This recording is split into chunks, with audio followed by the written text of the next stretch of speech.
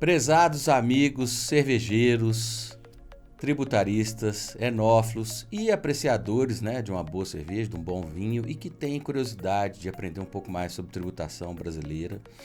Hoje nós estamos recebendo online, primeiro episódio remoto, o irmão de um grande amigo, Gustavo Oliveira, um amigo meu que é juiz, um cara sensacional. Estou recebendo o Marcos, que é o mestre cervejeiro, fundador da Buena Vista, uma cervejaria capixaba que fica em Buenos Aires, Guarapari. Eu nunca ouvi falar que Guarapari tinha Buenos Aires, nem que tinha montanha, né?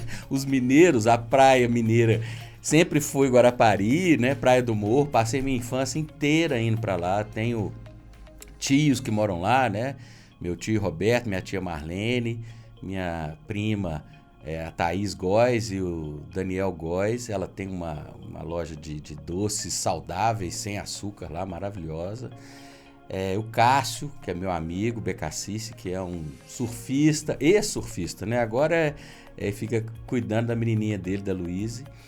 E o Marcos vai contar para nós um pouco, né, da experiência dele, da jornada dele de empreender no Espírito Santo, né? Hoje o que a gente quer é trazer o cenário tributário e cervejeiro capixaba, né? Eu conheço muita gente que faz cerveja boa lá. O Renato Buais, que criou a Mangifera, que foi um sucesso em Belo Horizonte no início de 2013, 12, 13, 14, que era Mangifera, é o nome científico da mangueira, né? Então ela tinha um lúpulo que tinha essa pegada de manga, muito gostosa, muito lupulada. Tem o Daniel Buais, que é da cervejaria Barba Ruiva, e também o Sandro, amigo nosso, que também acho que está morando no Espírito Santo. Então, bem-vindo, Marcos. Queria que você se apresente, né? Fale um pouco quem é você, quem é o Marcos, quem é a cervejaria Buena Vista. Claro, boa tarde, bom dia, Paulo. Tudo bem com você, meu cara? Eu sou engenheiro de produção de formação, e eu faço cerveja como caseiro desde 2007, quando eu comecei. E que é engraçado é que muita gente me perguntava, na época não tinha não tinha esse boom de cervejeiro artesanal, cervejeiro 2007, caseiro. cara. Disponibilidade de equipamento era muito pequena, matéria-prima também, insumo muito difícil de comprar tudo. E as pessoas me perguntavam, mas Marcos, por que você faz cerveja? E eu não sabia responder. Eu sabia responder que eu gosto muito de cerveja e tal, Por mas eu não sabia prazer, o né? que foi o estalo que me deu final de 2006 e me trouxesse esse desejo de começar a fazer cerveja, né? Era um negócio muito diferente na época. Pouquíssimas pessoas que eu conhecia faziam. E aí, coisa de uns 10 anos depois, mais ou menos, eu fui fazer um curso de sommelier de cerveja pela Escola Superior de Cerveja e Malte, né, lá de Blumenau, minha associação com a Serra Espírito Santo, a Serra Capixaba. E num dos módulos, Esse curso é da Amanda Reitenbach? Não. A Amanda é de outra instituição. Uhum. A SPM é em Blumenau mesmo. É uma escola que forma mestre cervejeiros, tem Sim, sim. técnico cervejeiro.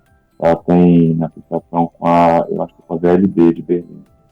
Sei.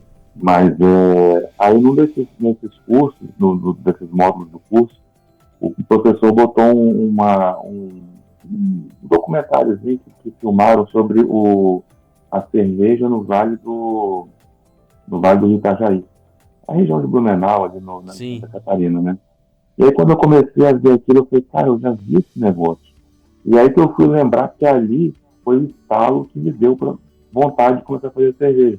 E mostrou um alemão lá da região e fazia sua própria cerveja com o fermento que tinha trazido da terra dele e tal. Eu falei, bom, é possível então fazer cerveja em casa?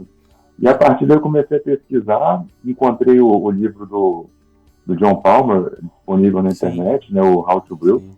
e eu li ele de cabo a rabo, assim, online mesmo, né, que era tudo disponível. E aí tudo quanto era livro de referência que ele tinha lá, eu comecei a comprar na Amazon também. Nossa, livro de cerveja que eu tenho aqui, das referências dele, acho que eu tenho quase todos. E Legal. então isso já foi bem no começo de 2006, 2007, comecei a produzir. Em 2010, eu fui para Berlim fazer um curso de microcervejaria prática. E fui na Caramba, você VLB. estudou muito, não é? Não foi, Oi? foi um pesquisador, um estudioso mesmo, como... Não, Não eu foi, não foi dediquei assim, bastante, aquele dediquei cara que bastante pegou na tempo. panelinha ali e tal, começou a fazer, pegando as receitas no BJCP, não, você foi estudar, foi ler as referências, foi pra fora, aí você foi pra Eu não, Berlim. eu não me lembro. Na verdade, eu fiz uma receita só, que me foi dada essa receita, que foi até do um cervejeiro. Eu acho que é o cara que faz cerveja há mais tempo aqui no Espírito Santo que eu saiba, que é o Eberdan Berger. Ele tem uma fábrica de cerveja em Santa Maria de Etibá, uma Berger Beer. Cara, ponta firme, estudioso também, manja pra caramba de cerveja.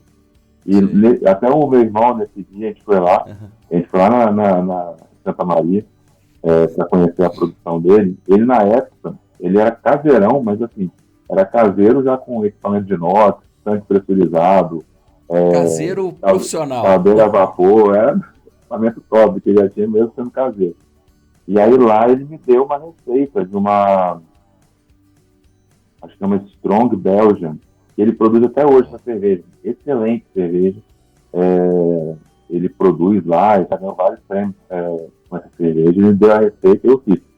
Só que a minha pegada é a cerveja mais leve. Eu não sou muito das cervejas mais pesadas, porque eu Aham. gosto de matar depois de Você beber 3 gosta copos. de mais lager, Então, pouco oi? lupulada.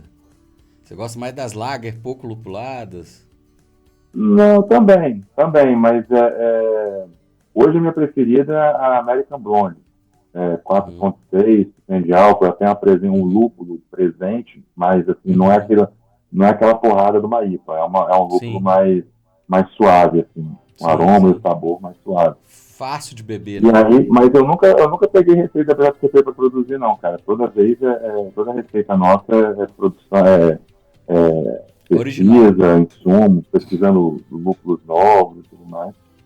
Uhum. Então, em 2010, eu fui para Berlim fazer esse curso lá, que foi a primeira vez que eu tive contato com a câmara de Neubauer, com o microscópio, contagem de células de fermento, Bacana. processo de malteação. A ideia desse curso lá é um curso de 2 semanas, em que eles concentram o curso de mestre cervejeiro, né? Então é mais técnico, é menos aprofundado que o curso de mestre cervejeiro, mas Uhum. passando por todos os temas, sabe? É bem interessante. Parte de É um equipamentos, você curso. tem contato com os principais É, fabricantes alemães de equipamentos também. é como se fosse um curso intensivo, né? Um curso a jato, mas que você vê todas as etapas de produção, todos os Isso. detalhes. Porque você falou que é engenheiro de produção, e eu falo assim, eu fiz curso de sommelier aqui com o Marco Falcone, que é, né, o nosso Eu sou meu xamã professor aqui também. cervejeiro. Ah, pessoal, E ótimo. ele, maravilhoso e Uma tal, que pena. Deus o tenha, uma perda irreparável. Segunda-feira nós vamos falar com o Max Falcone, o filho dele, vai estar aqui nessa mesa. Ah, que ótimo. E, e assim, o Marco foi como você, né? Ele começou lá nos anos 80, trazendo da Alemanha, que ele viajava a trabalho, trazia levedura, trazia as coisas tudo, foi fazendo em casa. E isso que você falou, né, de engenheiro de produção, porque eu fiz o curso de produção com o Pablo, da Albanos, e cara, eu falei assim, isso não é pra mim, porque é muito processo produtivo de fábrica, aquela Uhum. coisa de temperatura, pressão, levedura, é físico-químico, né? É bem uma engenharia, né? Assim, para quem é advogado gosta mais de apreciar, de saborear, de harmonizar, né? Eu falei assim, o meu negócio é mais ser sommelier do que produtor, né? E você tem os Eu, dois, né? É um negócio na verdade, eu acho que um dos pontos que me fez apaixonar pela produção de cerveja foi conseguir botar em prática muito conhecimento de De faculdade, engenharia. assim, né? É. Matemática, física, química. Aí eu vi essa necessidade da biologia também, então eu fiz um curso de microbiologia lá na escola de cerveja e malte, né? Lá em Blumenau também. É, e, e, e eu lembro que eu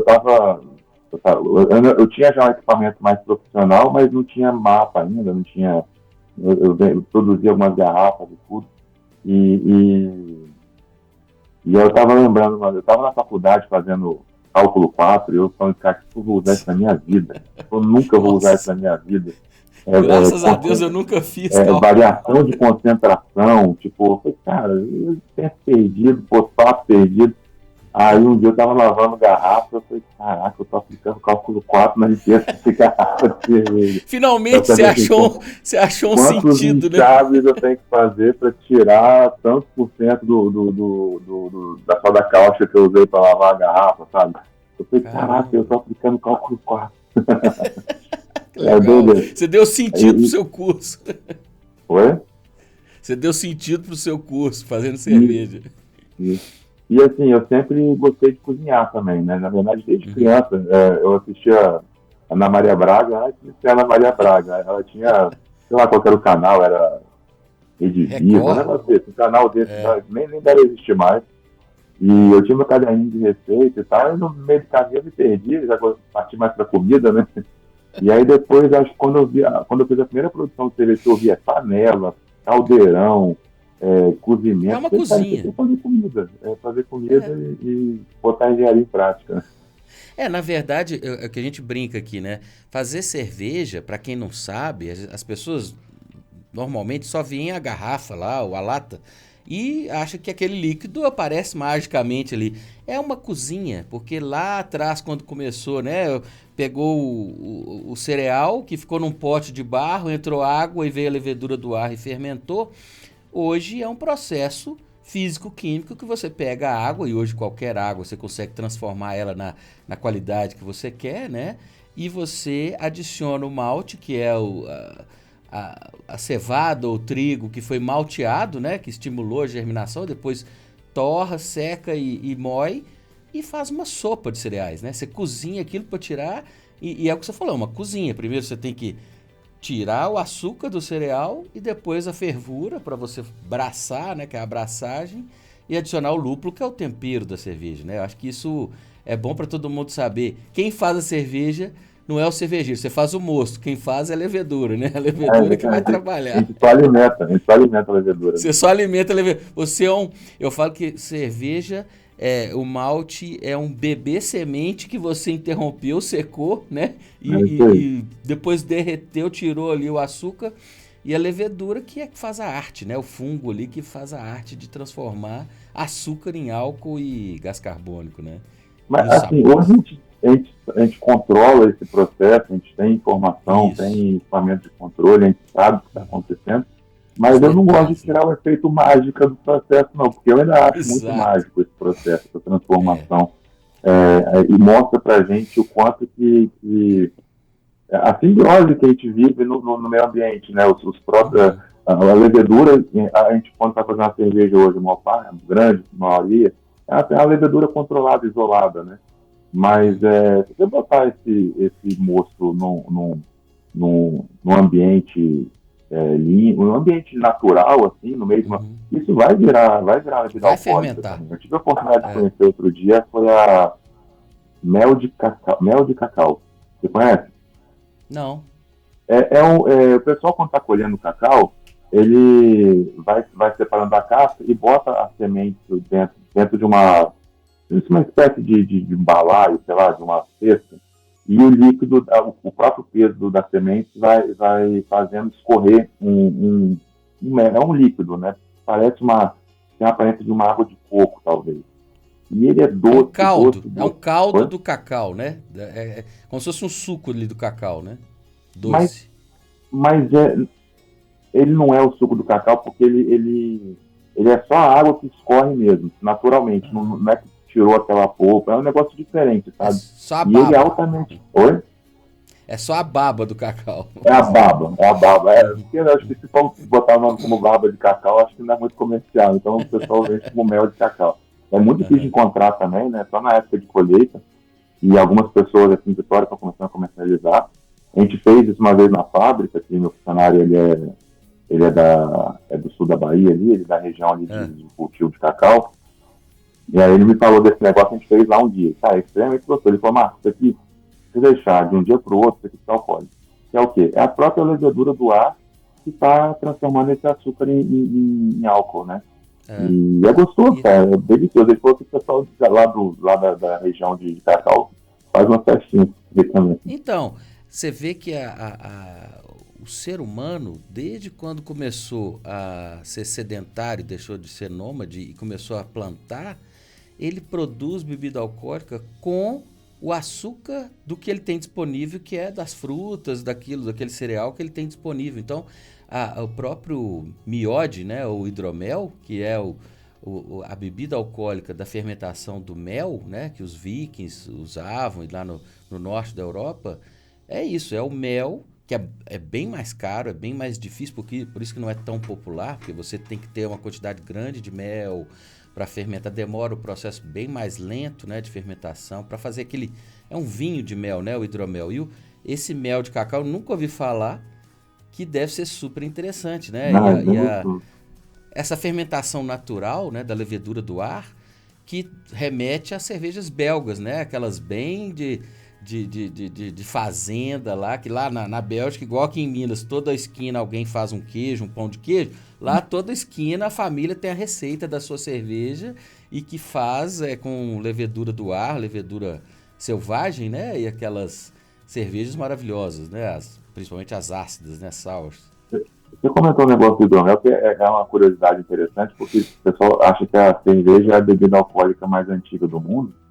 Na verdade, a cerveja é a primeira bebida alcoólica produzida pelo homem. Mas o hidromel, ele já era naturalmente feito, né? Tipo, porque caiu uma colmeia numa tempestade, aquilo ali enchia de água, e apesar do mel ter características que são como é que fala, que não deixam qualquer fermento fermentar, mas assim, é tudo uma questão de adaptação, né? Então aquela célula que não funciona aqui, ela vai se adaptar para sobreviver naquele ambiente. Então, antes dos vikings, os ursos já bebiam o hidromel, né? Os ursos já falaram, opa, caiu mel aqui numa água aqui, fermentou, fiquei doidão. Gostou. Mas o lance da estação da Bélgica também, que acontece, é porque a gente passou por um processo não anti-cervejeiro, mas anti-variedade, né? Acabou que a industrialização do processo da cerveja, ela fez com que muitas receitas familiares se perdessem, né? Antigamente, é que na Bélgica cada pessoa tinha a sua receita. Que no mundo inteiro onde se consome bebida alcoólica, todo mundo tinha sua produção, né? Sim. É claro que já tinham produtores que produziam com excedente, né, para vender, as tabernas, tudo.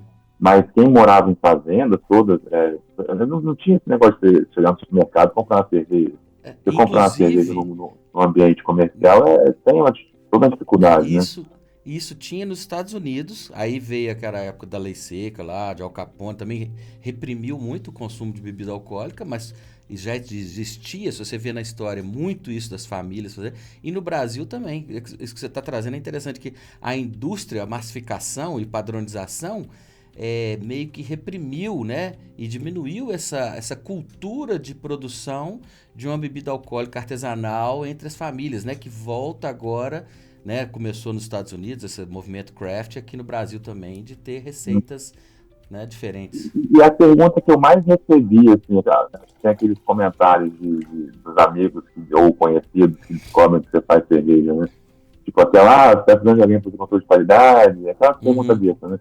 Mas uma das perguntas que eu recebi é muito, mas você está falando que você não compra pronta, né? E antigamente não tinha essa disponibilidade. Antigamente as pessoas ou faziam ou não bebiam, né? E na questão de não beber, às vezes, antigamente era considerado alimento, né? A cerveja, a fermentação é uma forma de você preservar o alimento. Assim, o iogurte, o queijo, você passa por esses processos para um leite não estragar. O vinho, por que o vinho... o suco de uva duraria quanto tempo fora de uma geladeira que não existia, né? Na verdade, não é nem que você faz para não estragar. Na verdade, o leite, o suco de uva, o mosto cervejeiro, tudo isso tem uma função alimentícia. E a levedura vai e transforma em outra coisa. E eu falo que a levedura, o fungo, transforma muitas coisas que a gente consome em coisas ainda mais gostosas, né? O vinho vem do suco de uva, o queijo, o iogurte que você falou, a cerveja e várias outras coisas, né, que transformam e que trazem outras características e sabores, né? Acho que é bem interessante isso. Uma bebida que eu acho extremamente curiosa, que não tive ainda a oportunidade de experimentar, mas é a xixa, né? Tem aquele Que é do... programa do o cervejeiro da Dogfish Head, ele tinha feito uma série de gravações, né? E ele fez essa xixa na fábrica dele, que é milho mascado, né? Tipo, bota o povo para ficar mastigando o milho e cuspir, e depois a enzima que está na nossa boca vai quebrar o amido do milho em açúcar, e esse açúcar vai ser fermentado por uma levedura, né? Vai ser servido, claro. Mas, eu vi esse episódio do Sam, acho que é Sam o nome dele, esqueci o sobrenome, da Dogfish Head, que ele fazia, e ele vai lá no Peru primeiro, né, ver como é que o pessoal faz, a Tite, aí ele leva para fazer na fábrica dele, aí bota o pessoal para mastigar e cuspir num pote, aí tudo, que nojo e tal. Todo mundo de boca roxa, né? E a questão é que o milho, que as pessoas o milho é um insumo ruim, porque não é malte, né? Não é puro malte. É um cereal, como o milho, o arroz, né, e tal, que tem outras características. Não vai ser tão com tantas propriedades de aroma e de sabor como o malte, né? Que a torra do malte vai fazer toda a variedade de cor, de sabor, mais doce, mais amargo e tal. Mas esse milho mastigado, só para o pessoal entender, pega aquele carboidrato, né, do milho e a enzima da nossa boca quebra para transformar no açúcar e vai para um pote. Esse pote ninguém vai beber baba de ninguém, né? Porque vai para um caldeirão, vai ser cozido aquilo, né, com água e vai tirar o açúcar e depois fervido. Então, quando você coloca a levedura, ela vai comer esse caldo de milho mastigado, né? Que vai transformar numa cerveja. É bem interessante esse episódio, eu também já vi ele. Mas continua falando assim, você foi para a Alemanha e tal. Isso, aí foi até a sugestão que eu estava trabalhando na empresa na época, né? Aí eu estava com férias para tirar, aí um amigo meu falou, vamos lá no Oktoberfest na Alemanha. Tem mais, vou conhecer lá e tal, não sei o quê. Aí eu falei aqui em casa, pessoal, tem mais para o Oktoberfest. Minha mãe falou, filho, por que você não já faz isso? Por que você não aproveita esse dinheiro para gastar? Por que você não vai arranjar um curso de cerveja para fazer? Isso. Aí eu falei, gostei da ideia. E foi assim, foi logo depois do Oktoberfest também. Eu acho que esse curso eles já fazem com essa pegada mesmo, o pessoal passar uns dias no Oktoberfest e depois continuar a viagem no curso, né? E depois da Alemanha, aí nesse período todo eu tinha o sonho já de montar a fábrica, mas eu ainda estava mantendo como caseiro. E eu trabalhava numa empresa de engenharia aqui em Vitória e eu saí em 2016. Em 2016, que aí eu já estava com equipamento eu tinha uma tribloco toda de inox, eu já morava numa casa com câmara fria, equipamento resentador de inox, eu estava bem arrumadinha a fábrica. E foi aí que eu fiz o curso de sommelier, né? Foi uma experiência ótima. Eu tive aula com o Falcone, tive aula com pessoas assim, excelentes. A Joyce, que agora não vou lembrar o sobrenome dela, foi a nossa primeira professora. O Padilha foi nosso professor também. Padilha. Faltando dois aí, mas ainda vou lembrar. E abriu minha cabeça para os estilos de cerveja, conhecer estilos diferentes, a própria Gose, né, que é uma cerveja que eu estou encantado, uma cerveja salgada, né? E assim, na hora me veio a harmonização pronta na cabeça, né, porque aqui no Espírito Santo tem a cultura muito forte de comer caranguejo. E eu sempre achei um negócio esquisito, quando você come caranguejo e bebe uma cerveja, independente, assim, qualquer uma das cervejas que me parece que ela fica doce. Na harmonia do direito, né? Assim, muita gente faz isso, mas sem perceber isso, fica doce esse negócio. Aí eu fiz o teste com a cerveja, com uma Gose, que era produzida no sul, lá em Santa Catarina, também não vou lembrar o nome agora. E, cara, harmonizou perfeitamente, assim, foi um negócio espetacular. E ela tem você vai sentindo o salgado, amarguinho leve, salgado, uma acidificação. É uma cerveja muito interessante. Então, esse curso trouxe esses estilos que eu, mesmo tendo pesquisado bastante, não tinha entrado no meu radar ainda. A gente fez, acho que foram 140 rótulos de cerveja que a gente degustou. O curso de sommelier, para quem às vezes tem uma rixa, às vezes, de curso de produtor e curso de sommelier, como se o bacana fosse saber fazer cerveja e sommelier tem uma conotação, isso é frescura e tal. Cara, o curso de sommelier abre a cabeça para qualquer pessoa do universo de cervejas, o que é cerveja, os insumos, como que é o processo produtivo e o universo de mais de 120 estilos que a gente tem, né? Cerveja tem muito mais possibilidades de harmonização, porque ela tem desde a doce, azeda, amarga, salgada, né? Você aprende o que é umami, né? Que é um sabor que a gente tem na carne, tem no cogumelo, e a gente não sabe definir. Não é doce nem salgado, nem azedo nem amargo. É difícil explicar o umami, mas é aquilo que não é doce, nem azedo, nem amargo, nem salgado. Quando você come um cogumelo, sem tempero, é aquilo ali, né? E é tão importante, e o curso de sommelier te dá essa possibilidade de saber identificar os estilos, interpretar a qualidade, né? Tem uma característica cada cerveja que você deve esperar nela, de aroma, de sabor, de coloração, de sensação na boca, né? E você saber harmonizar com pratos, é o que você falou. Nunca tinha pensado nisso, agora eu fiquei curioso de comer o caranguejo com uma gosta salgada para sentir a experiência, porque as pessoas deixaram de apreciar os detalhes e o grande barato da vida está nas experiências. Hoje é que as pessoas buscam experiências, né?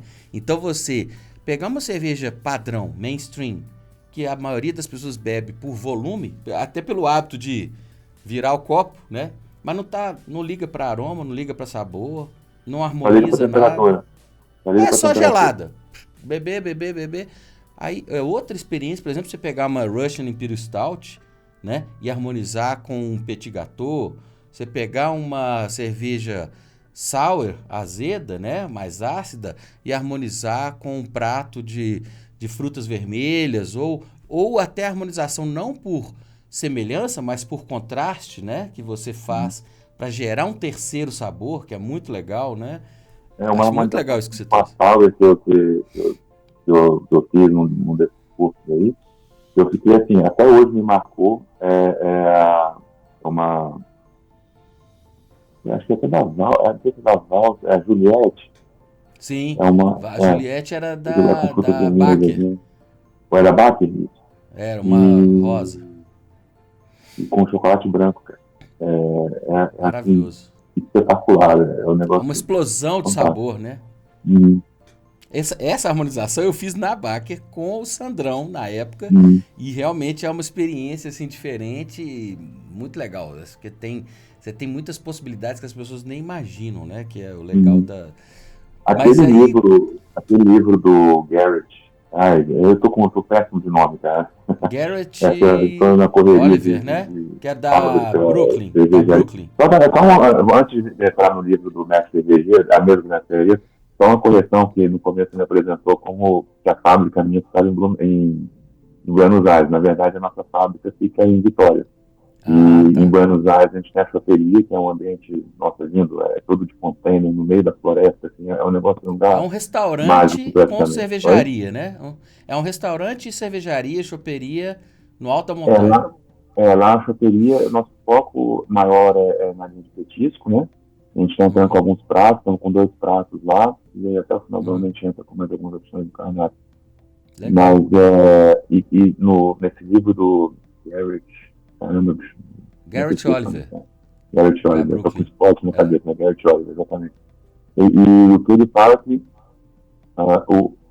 se tem essa ideia que o vinho é o AIS das harmonizações e tal, mas inclusive com queijos, com embutidos e tal, mas quando você abre a cabeça para uma harmonização com a cerveja ela é muito mais harmonizável do que o vinho, sabe? Aquela harmonização clássica do queijo com a cerveja, com queijo com o vinho, quando você parte para fazer com uma cerveja, você consegue resultados muito mais interessantes. Sim. A cerveja já tem mais ferramentas, digamos assim, para harmonizar Sim. seja pela carbonatação, com a amargura, a acidez, sempre tem uma acidez presente. Então, e também a variedade de cervejas, né? Porque, tá, o vinho tem variedade. Você vai trabalhar com uvas distintas, mas ainda essa cerveja dos mesmos produtos, dos mesmos insumos muito parecidos, você falou, Sim. 120, 130 estilos de cerveja. E cada dia aparece um estilo novo, né? Tipo, uma variação do estilo. E cada vez uma cerveja que harmoniza com uma coisa diferente, sabe? Não, A própria olha só. vai tomar um vinho tinto com caranguejo.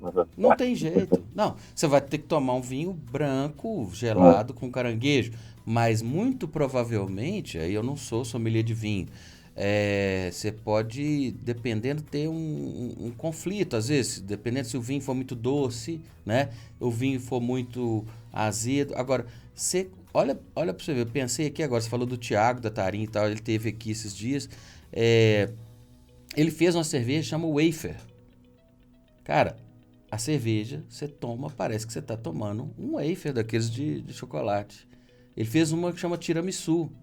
Então, assim, a cerveja... E não tem wafer na cerveja. Não tem tiramisu na cerveja. Às vezes a gente tem que explicar. Essa que é a às vezes a mágica. própria IPA, a gente tem que falar, não tem manga aqui, não tem maracujá. Não tem manga. O pessoal fala assim, não, é maracujá, é manga, é pêssego. Não, mas não tem. Isso é o lúpulo que tá te dando essa impressão. E quando você faz o curso sommelier, a gente faz até vendado para fazer aquela identificação, treinar o nariz para saber identificar os flavors, isof flavors, né? Cheira a manteiga. Se você cheirar isso na cerveja, você sabe que aquilo ali tem um defeito, né? Que é o diacetil. Você cheira outros, por exemplo, o butírico, né? Que é um defeito também de contaminação. Você vai cheirando as coisas para saber identificar qualidades e defeitos na cerveja. Então, isso de frutas na cerveja e tal, te dá muito mais possibilidades. Você estava falando Você começou a fazer cerveja, então, em casa, foi para a Alemanha, montou a fábrica em Vitória, produz em Vitória e tem o restaurante lá. Tem quanto tempo você inaugurou? Se quiser compartilhar as fotos, abrir aí o Instagram, porque era pra gente estar lá, né, na Buena Vista. Eu ainda irei, mas estamos na verdade, remotos.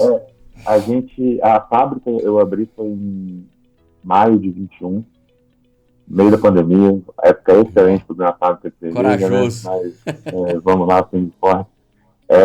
Aí a choperia em Buenos Aires foi em maio de 23. A gente fez um ano agora. Um ano agora. E essa semana passada, a gente abriu um bar temporário na Casa Cor. A gente está com a Buena Vista, cervejaria na Casa Cor, aqui do Espírito Santo, também está um ambiente assim, espetacular.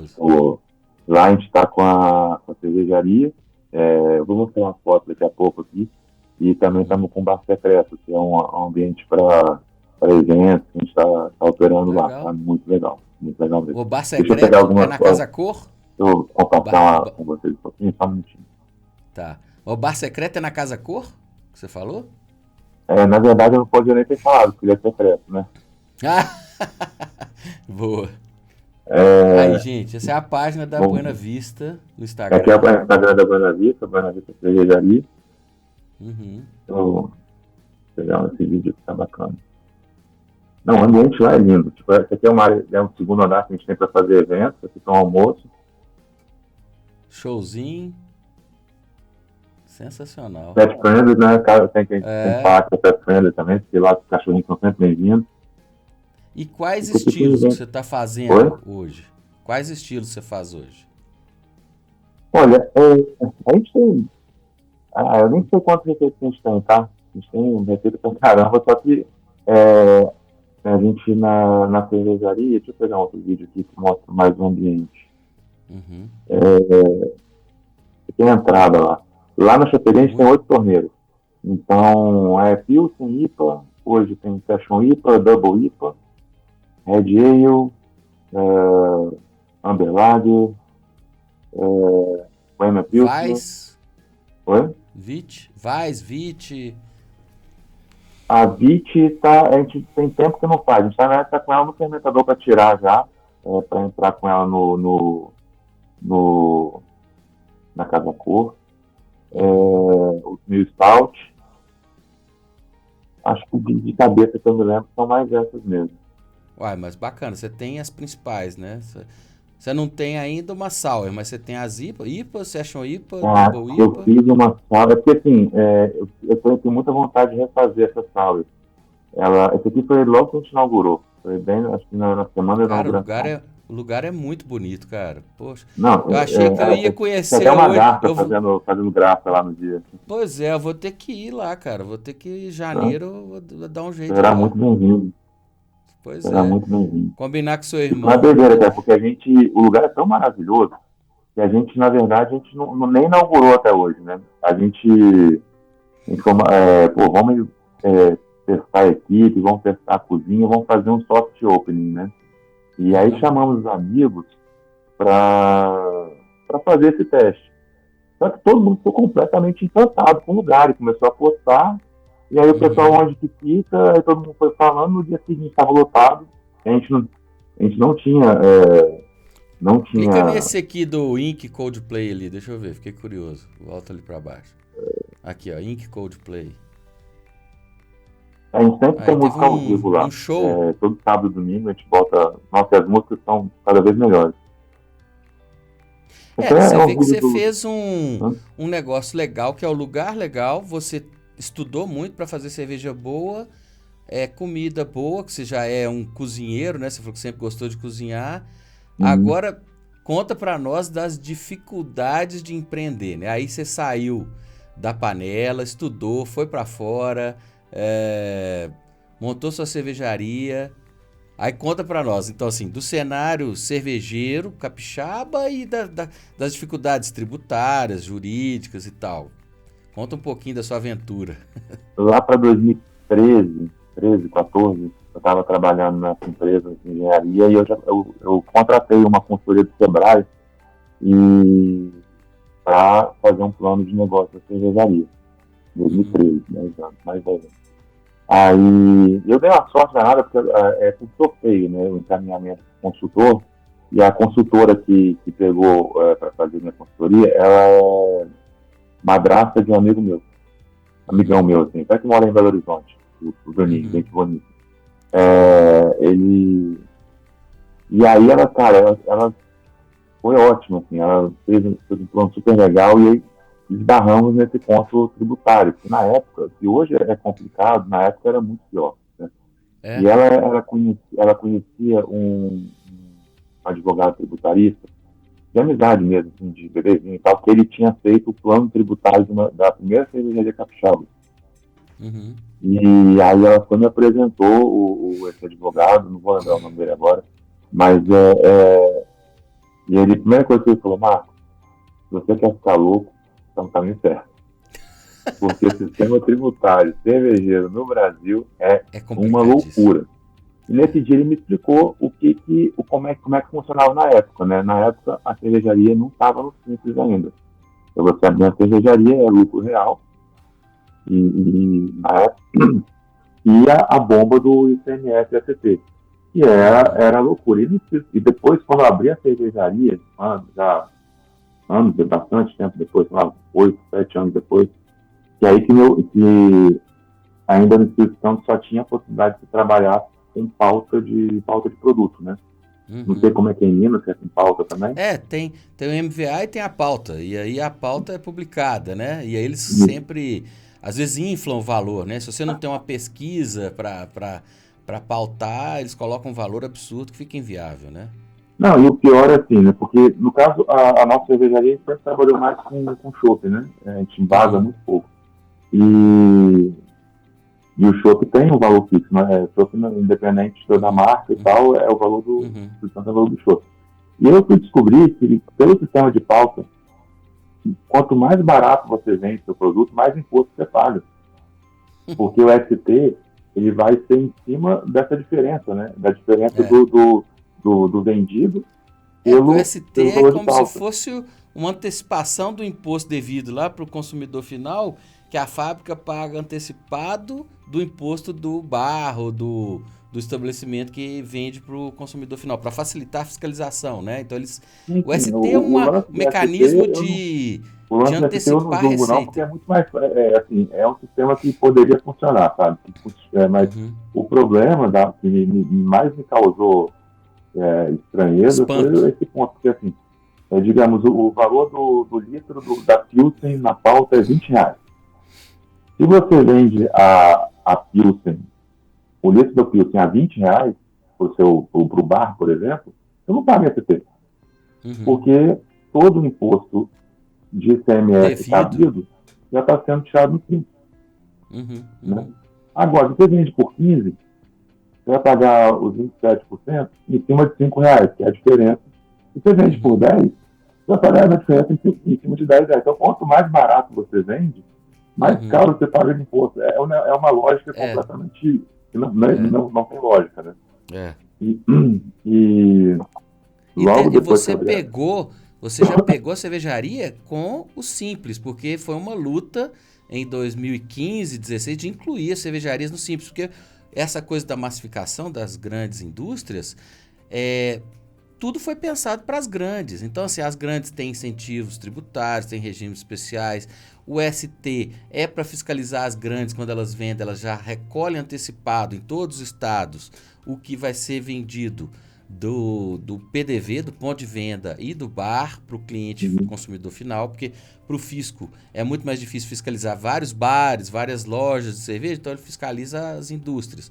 A Se a fabricação. indústria vende direto para o consumidor final, no caso, né, igual você, quando você vende direto da fábrica para o consumidor final, você não tem o ST, então você tem uma tributação menor, vamos dizer, né? Mas na prática, como foi você começou a fábrica, a produção em 2013, né? Que você começou, você fez o plano de negócio e tal. Não, mas Mas a ali, não, fábrica, ali eu continuei como caseiro, que ali era estudo ainda, né? Só em eu 2021 que você virou fábrica e inaugurou a uma fábrica. função. Assim, eu acho que hoje a maior dificuldade para se abrir uma cervejaria, não sei no Brasil inteiro, em Vitória até que está mais tranquilo, mas é o que você falou, ainda se tem, quando se fala na fábrica de cerveja, se imagina assim, milhares de caminhões entrando e saindo, Uhum. toneladas e toneladas de bagaço De de malte malte. saindo. Uhum. E as prefeituras, elas ainda têm essa legislação antiga de área em relação ao zoneamento, de onde que pode abrir a cervejaria. A gente recebeu alguns convites para abrir cervejaria em Guarapari, mudar a fábrica para Guarapari. Uhum. E quando a gente vai avaliar o zoneamento, tal, nem foi permitido. Aí a gente tem que entrar com um processo na prefeitura, para daí ir para o conselho, para ser avaliado, para daí apresenta um projeto, uma prévia, blá, blá, blá. Assim, Uma a prefeitura de burocracia, né? Vitória, até foi teve uma participação ativa do pessoal da Serva, aqui do Espírito Santo, e conseguiu fazer, e também de alguns vereadores, e conseguiu alterar essa legislação e facilitou demais para abrir cervejarias aqui em Vitória, né? Acho que hoje tem 2 bairros, são só residenciais, que não pode se montar cervejaria. Você sabe que esse movimento que você está falando que aconteceu em Vitória, aconteceu em BH. Talvez o pessoal até... Porque também era proibido, dentro de Belo Horizonte, acho que dentro da região da Contorno, produzir cerveja, e aí impedia de você ter um brew pub.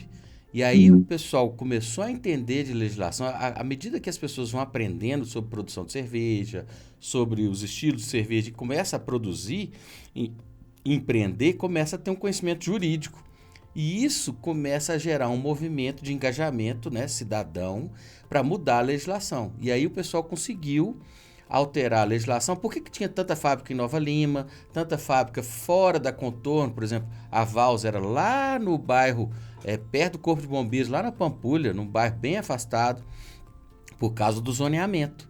Então, além das questões tributárias, você tem essas questões, por exemplo, se eu fizer um brew pub, hoje você tem alguns em Belo Horizonte, que a Hofbrau HB só foi possível depois que se mudou a legislação. Ela fica num ponto nobre de Belo Horizonte, produz a cerveja e vende no mesmo local.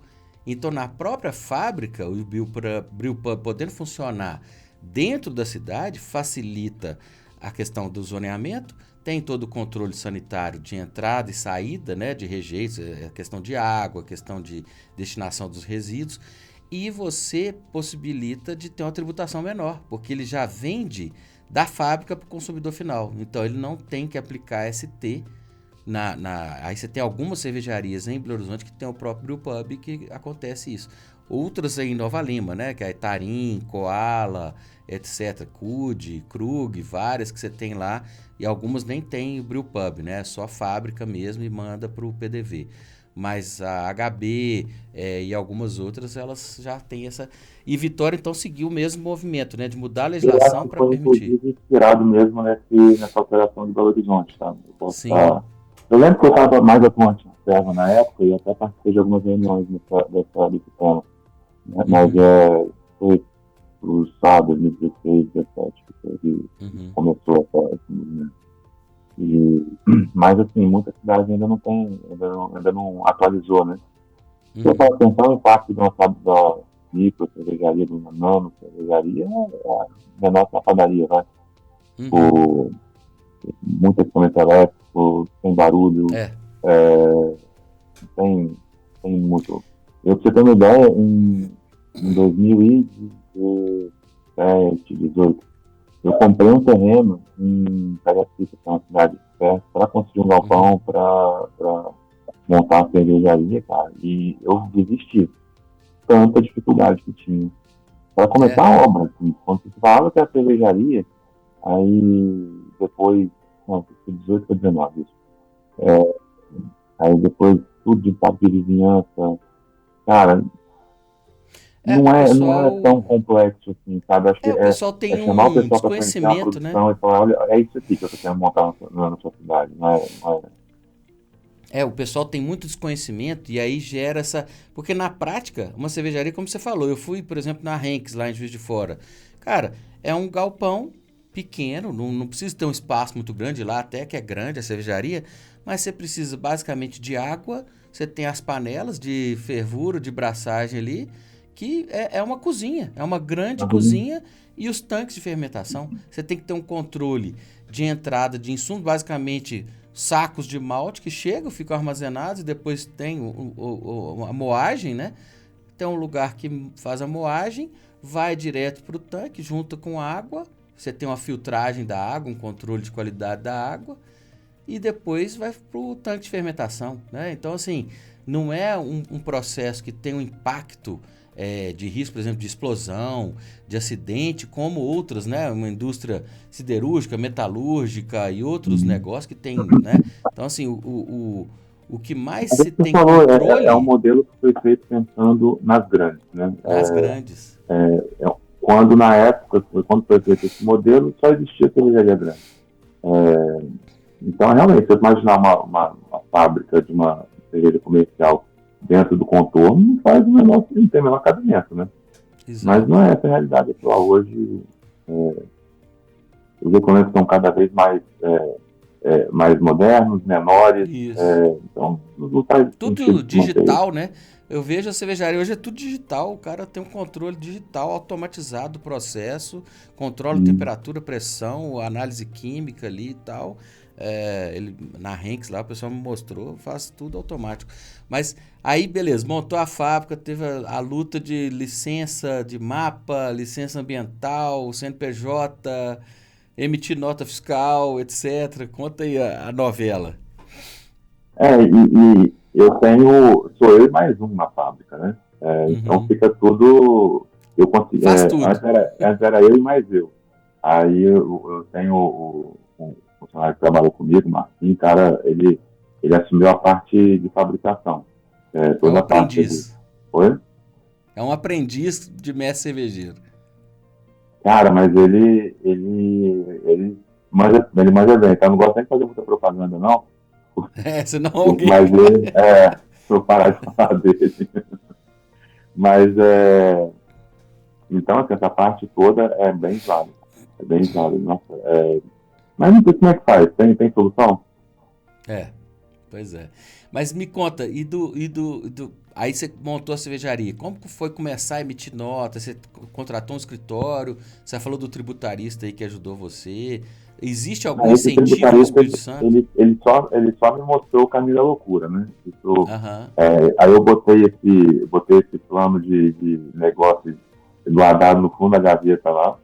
E, e assim, acabou que quando eu comecei logo depois que eu fiz o curso de sommelier, comecei a trabalhar com alguns pontos de venda e conheci gente que é do ramo, sabe? Pessoal, e hoje, na verdade, o meu auxílio é com um contador que ele é bem voltado para o mercado cervejeiro. Ele Aí atende. assessora outras Oi? cervejarias. Ele assessora outras cervejarias. Isso. Entendi. Ele, até alguns dos nomes que você citou aí mais cedo, É, ele atende, conhece. né? Então, eu me sinto assim, bem assessorado por ele. Mas é um trabalho muito enjoado, assim. Tipo, apesar de hoje ter sistemas que facilitam o nosso trabalho, de emissão de nota fiscal e tudo, é um negócio que a gente.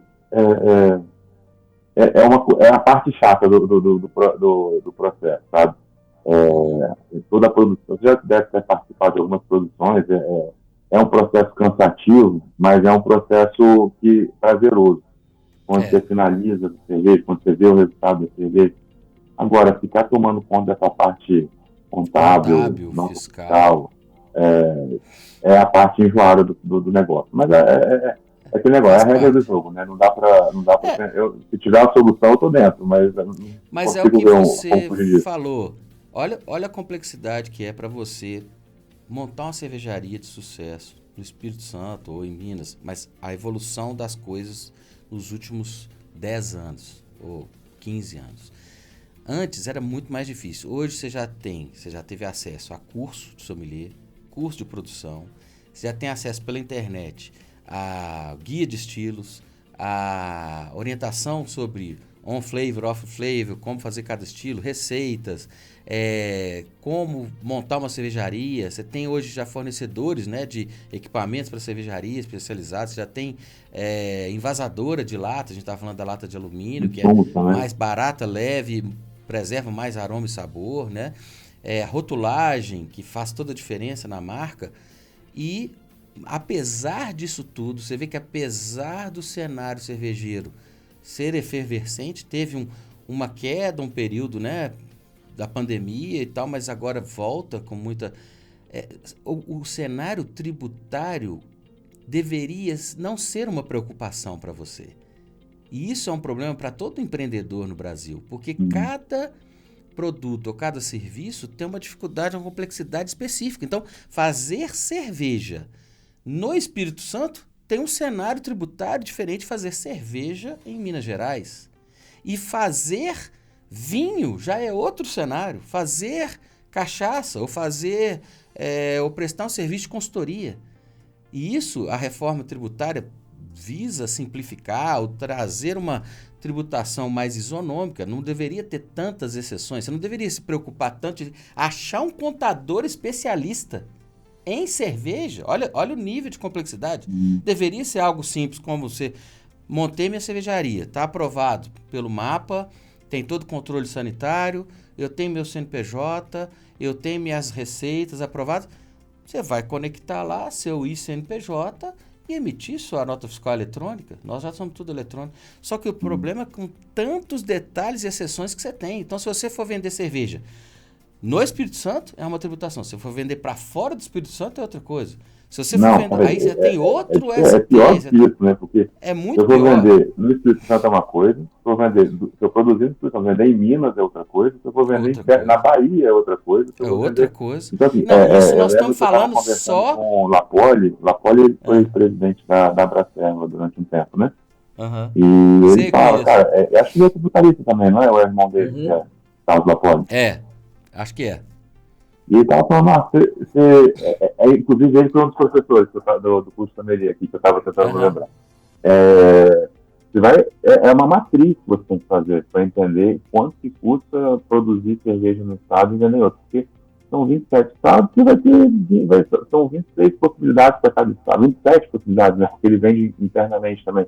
E são 27, não sei se é fatorial, se é 27 vezes 27, mas é um número gigantesco de possibilidades de tributação que existem, né? Não é um sistema. É tanto que muita gente. Eu estava com uma pessoa que conheci ontem na cervejaria, lá na Casa Cor, e ele estava falando, Marcos, você vai mandar para São Paulo? Assim, eu já não tenho cabelo para perder, tá? Mas só de pensar em mandar uma cerveja para fora do estado neste momento, eu perco a barba. Não, então, olha como o cenário tributário, a complexidade, nós estamos falando só de ICMS, que é o principal tributo dos estados.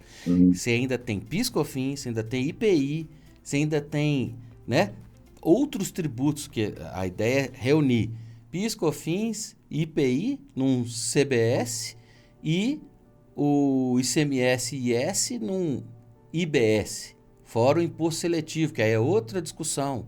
Então, assim, nós estamos reduzindo de 5 para 3. Nem está reduzindo tanto. Mas se colocar alíquotas uniformes entre os estados, já está bom. Que é a premissa. E a não cumulatividade, né? Que você tomar crédito. Só que você é simples, né? Imagina que você seja simples, que aí não tem a questão do crédito. Mas isso pode ser prejudicial se você vende como simples e quem compra não tiver crédito, se for, né, uma empresa na não cumulatividade. Olha como que o Brasil não faz as coisas parecerem simples e amigáveis para o empreendedor. Elas são tão difíceis que você, em vez de focar em produzir cerveja boa, você foi para fora, estudou, quantos anos você está estudando cerveja e tal, para fazer um negócio bacana, um lugar bonito, agradável e tal, você só quer pagar a tributação certa, justa. Nem isso você tem certeza, você tem segurança, porque se você não contrata um especialista, você corre o risco de estar sonegando sem saber, tributando errado sem saber, né? De toda essa mudança da pauta, né? É bom ter uma pessoa que está. A pauta muda todo mês, né? Todo mês muda. Acabou que teve o modelo também de 2021. 2021. Que aí mudou de pauta e abriu a possibilidade de fazer com o MVA, né? E assim, o bom de ser uma pessoa que está ciente disso por dentro, e ele sabe, ó, é mais vantajoso, né? Tá nesse modelo, tá mais simples, para pagar menos imposto e é mais fácil de calcular. Mas se fosse um contador que não tivesse focado para estar atualizado de todos os nichos possíveis, o que tem, o que está acontecendo e tal, é difícil, né? Tipo, é muita peculiaridade para cada nicho. Se você não tem um especialista, você não ia conseguir acompanhar tantas mudanças e tantas variáveis dentro do mesmo estado e para fora do estado, e você corre o risco de errar, de pagar menos, ser autuado, pagar multas absurdas por desconhecimento, com a presunção de que você deveria saber, foi publicado. Então, assim, o Brasil, ele cria complexidade para vender facilidade. Ele não cria facilidade para o empreendedor. Ele não coloca de uma forma clara, facilmente compreensível, regras claras. Não. Se você não tem um especialista, até tributarista, a gente sofre para achar a lei, achar a regulamentação atualizada para dizer qual que é a regra, por exemplo, de cervejaria no Espírito Santo. Além de não ter incentivo, igual você falou, não tem incentivo. Foi uma luta para colocar no Simples, foi uma luta para permitir fazer dentro do zoneamento urbano, mostrar que não tem tanto impacto, mas não tem incentivo para as cervejarias. Fala assim, não. Hoje em Minas, por exemplo, você tem regime especial para cervejarias para entrar e pagar uma alíquota fixa, em vez de você ter o sistema de débito e crédito, né? Mas no Espírito Santo nem sei se tem algum incentivo assim de regime especial. Então você vê, não tem ainda uma consciência de que, poxa, vamos estimular o empreendedor, estimular a fazer um produto de qualidade, né? Então, assim, até às vezes o lobby das grandes impede isso de desenvolver, né? Esse modelo, quando você fala, ele é um modelo que faz grande. Se você for pensar o impacto da grande versus o impacto pequeno, eu falo de impactos positivos. Assim, a gente está fazendo incentivo para a abertura de uma fábrica de cerveja para gerar 200 empregos, 300 empregos. Aquele mesmo volume de cerveja de uma grande, produzido em micro cervejarias, estaria gerando 10 vezes mais empregos, 20 vezes mais, 30 vezes mais empregos. Exatamente. E assim, além de gerar emprego, você estaria pulverizando a produção, criando um vínculo da comunidade com aquela fábrica de cerveja. A fábrica de cerveja acaba virando uma ferramenta de turismo que as pessoas vão... Você tem em Nova Lima um lugar, Jardim Canadá, né? Isso, Jardim Canadá. E que existe, as pessoas vão conhecer as cervejarias. Você pega um lugar que assim, eu não conheço lá, mas você pega um lugar que não tem aqui na região da Grande Vitória, tem uma cidade chamada Viana. Uhum. E a prefeitura está incentivando um polo cervejeiro lá. Um plantio de lúpulo, disponibilizando terreno para construção, facilitando financiamento. Tudo isso para quê? Para trazer esse incentivo, para que Viana tenha esse polo, para as pessoas irem conhecer, pessoas fazerem esse turismo, produzirem lá, venderem lá. Então, são poucas iniciativas que a gente vê nesse sentido, sabe? E as cidades perdem muito com isso. Guarapari, por exemplo, é uma cidade que tem um apelo turístico muito forte. A gente recebe centenas de milhares de mineiros, pelo menos, todo ano. E pessoal de Goiás, pessoal do norte do Rio de Janeiro.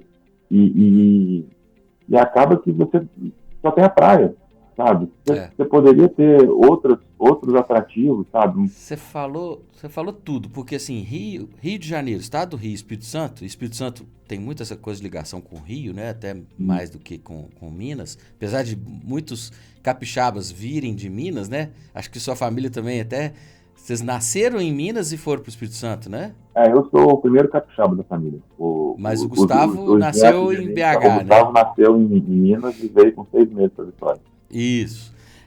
Eu vejo assim, Guarapari, você vê a questão do turismo, né? Você falou uma coisa importante. As cidades, os vereadores, os políticos não percebem o potencial turístico.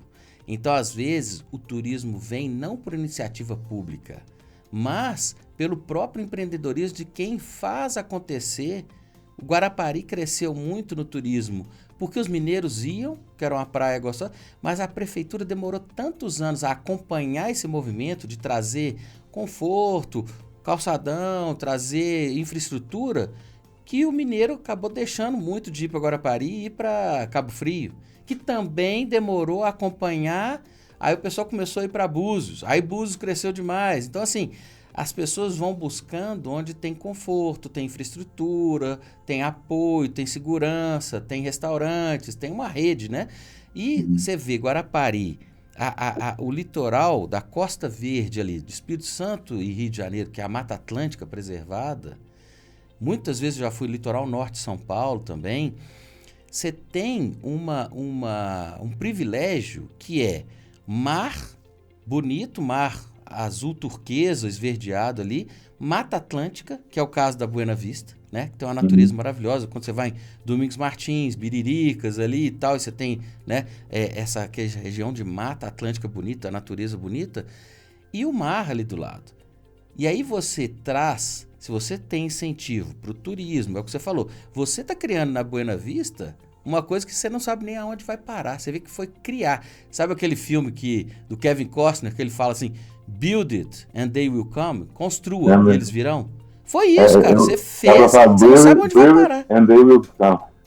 Build it and they will come. Porque você construiu sem talvez grandes pretensões, mas sabia que o negócio teria a chance de sucesso. Antes de inaugurar, já fez sucesso, porque todo mundo quer conhecer e quer ver. A demanda, a carência de experiência num lugar bonito, agradável e tal.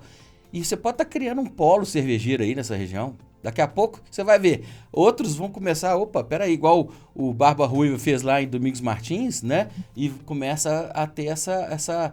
Só que você ainda tá melhor, que você ainda tá perto do mar, né? Você tá bem pertinho do mar.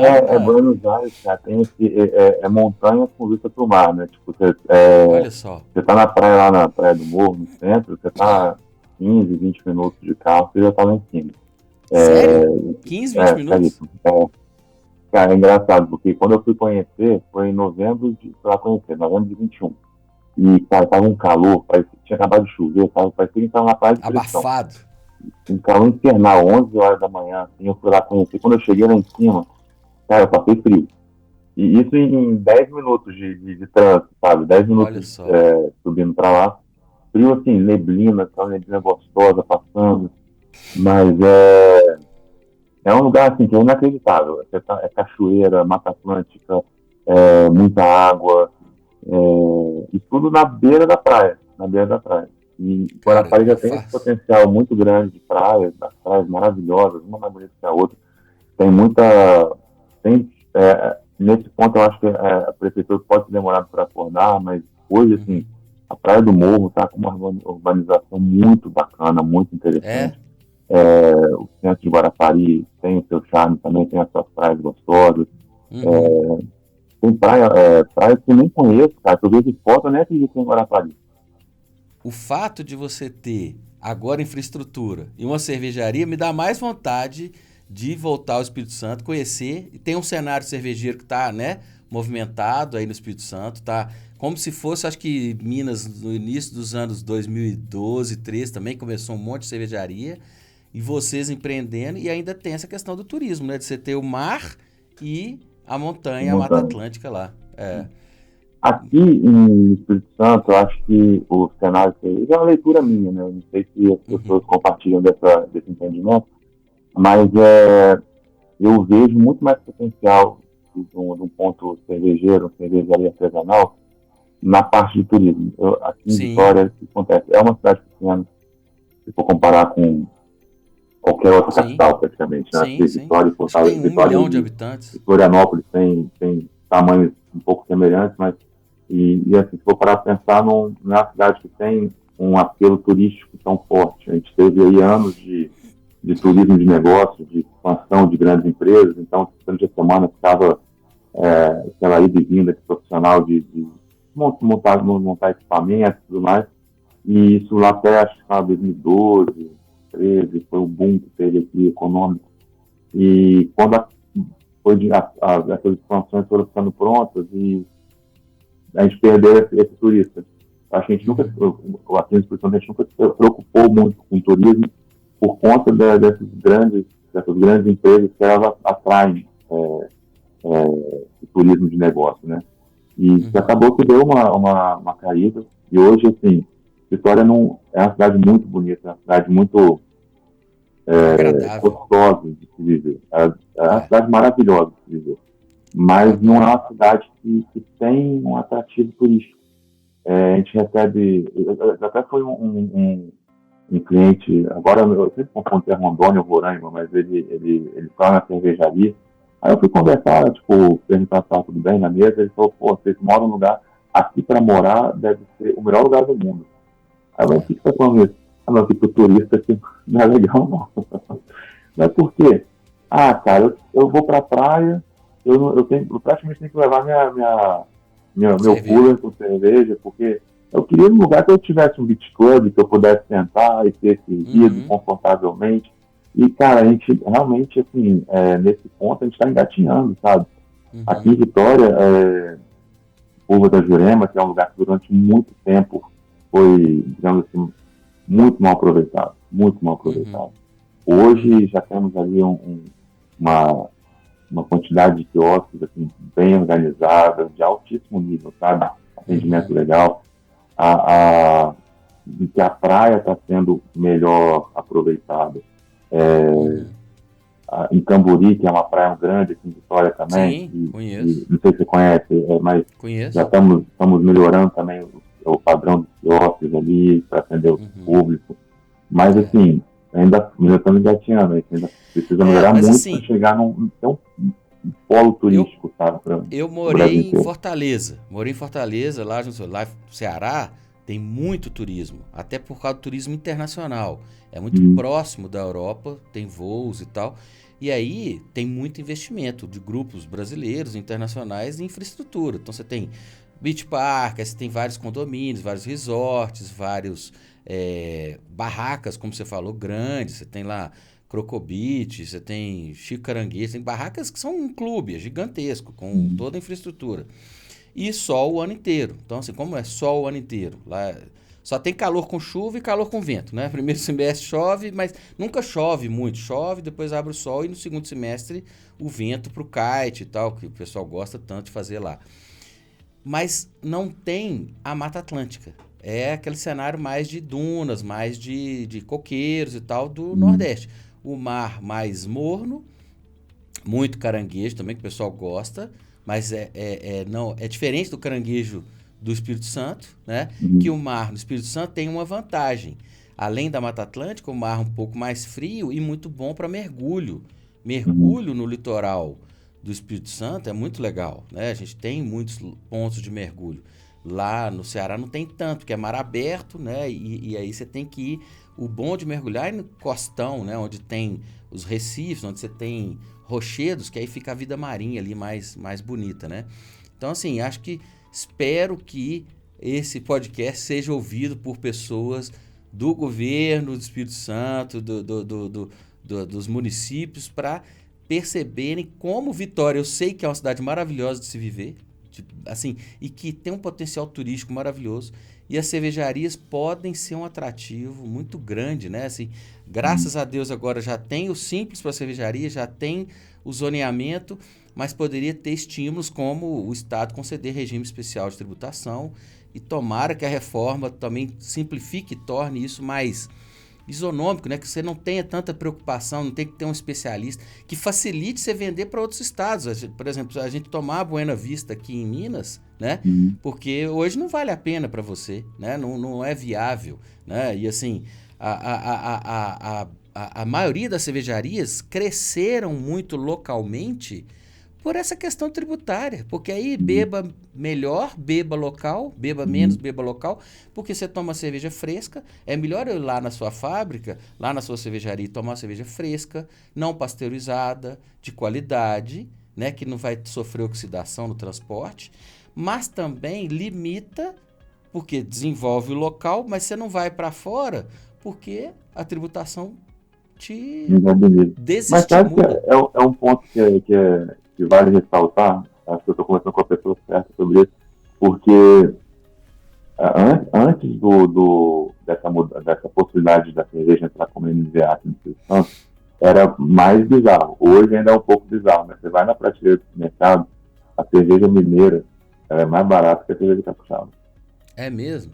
Olha só. Você vai pegar uma garrafa aí de 500, 600 ml de uma cervejaria mineira, você vai pagar aí R$12. Vai pegar uma capixaba, já está entre 18 e 26. Então, isso é uma visão, olha como uma visão míope e distorcida do cenário tributário, que o próprio Estado talvez não percebe o potencial e deixa talvez o concorrente chegar num preço mais competitivo.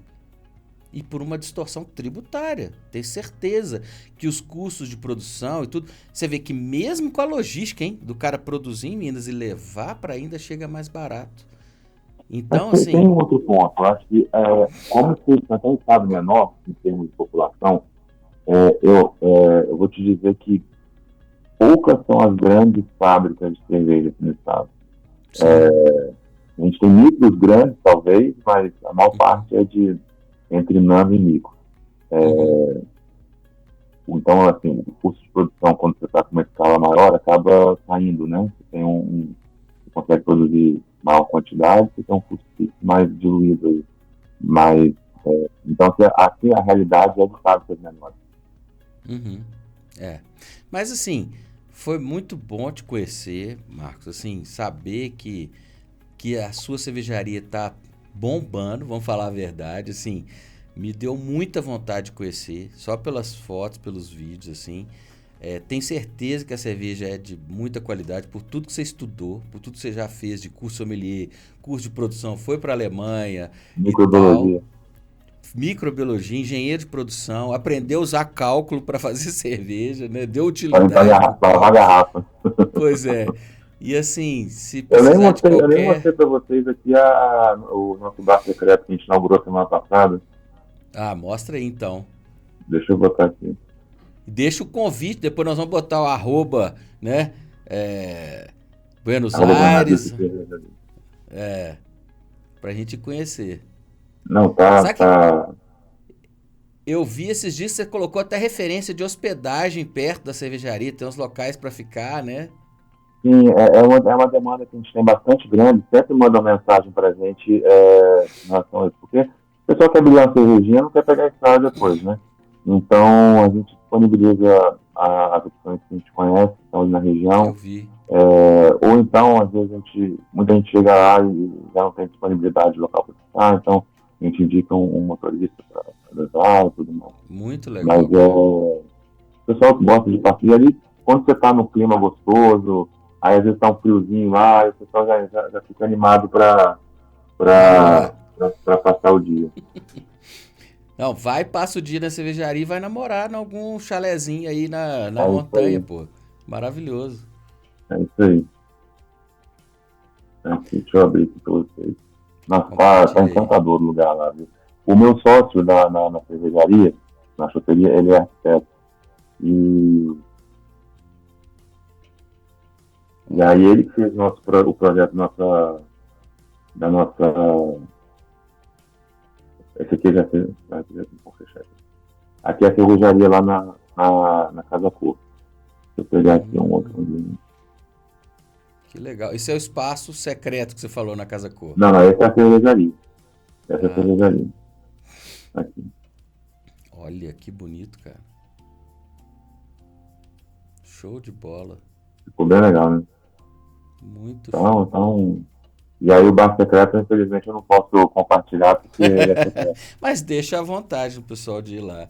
Cara, queria te agradecer muito. Foi muito legal te conhecer a cervejaria. Eu quero ir pessoalmente. Fica o recado também de, se você precisar de qualquer ajuda, trocar experiência aqui com o pessoal de Minas aqui também, né? Conectar com, até por essa questão tributária, da luta aqui do o Sim de Bebidas, né? Que o Falcone presidia, junto com a FIENG, né? O Cristiano, que é meu amigo, trouxe essa questão de conscientização da importância das cervejarias para o turismo. Você falou, né? O Jardim Canadá cresceu muito cervejarias por um incentivo da Prefeitura de Nova Lima, até mais uma questão de IPTU e de zoneamento, nem tanto tributário. Depois veio a questão de zoneamento do Belo Horizonte, depois veio o regime especial do Estado de Minas para as pequenas cervejarias, veio o Simples. Então, assim, isso tudo é mudança cultural, conscientização, né, da importância, do valor das boas cervejas bem feitas, né, com cuidado, e aí, cara, eu te desejo muito sucesso, que continue empreendendo e que nós vamos te visitar e será um prazer te receber aqui também. Eu que agradeço pela possibilidade, Paulo. Estamos aí também disponível para convites mais para frente e te aguardo lá no nosso cervejaria em Buenos Aires, quando você vier para cá. Você vai adorar lá e me avisa que eu quero estar lá para te receber. Pode deixar, se Deus quiser. Um abraço pro seu pai, pro sua mãe e Mano, até o próximo episódio, gente. Valeu. Vamos para o primeiro episódio Conexão BH Espírito Santo. Até o próximo.